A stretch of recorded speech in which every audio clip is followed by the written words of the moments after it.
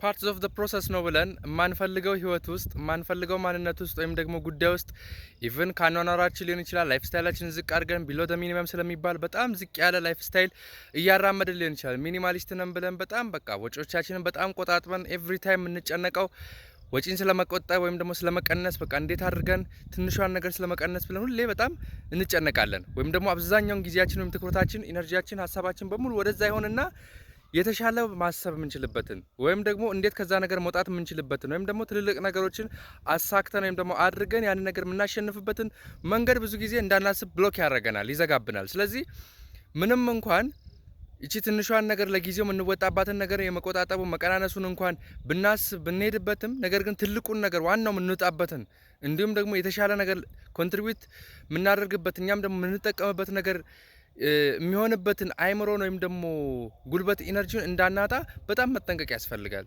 ስለዚህ እውነት ነው የሆነ ነገር እስክናልፍ ድረስ የሆነ ነገሮችን ሰፈር ማድረግ አለብን፣ እውነት ነው ማድረግ አለብን። ያንን ፔሪየድ ግን በተቻለ መጠን አጥር እንዲልልን በጣም እኛ መጣር መቻል አለብን። የምንጎዳት ጉዳት የተወሰነ 1 አመት 2 አመት 3 አመት ሊሆን ይችላል፣ እንደ ሰው እንደ ሁኔታው ሊለያይ ይችላል። ያንን ጉዳት ተጎድተን የምንፈልገው ነገር ላይ ቶሎ ለመድረስ ራሳችን ስፕሪንግ አፕ ለማድረግ ይሄ አሁን ካለንበት የመቆጣጠብ የመቀናነስ ነገር ወጥተን ትልልቁን ነገር ደግሞ ወደ ማሰብ ትኩረት ወደ ማድረግ መሄድ አለብን። ምክንያቱም ኤቭሪቲንግ ፍሎስ ኢነርጂ አይደለ? እኛ ትኩረታችን ወዳለበት ነው ነገሮችም የሚሆኑት። ስለዚህ መስራት የምንፈልገው ማግኘት የምንፈልገው ነገር እንድናገኝ አሁን ያለንበትን የስትረስ ሌቭላችንን ቀንሰን ከዛ ወጥተን ወደ ተሻለ ወደ ትርፍ ነገር ወይም ደግሞ ወደሚያዋጣን ነገር ላይ ሀሳባችን ትኩረታችን ማድረግ ያስፈልጋል።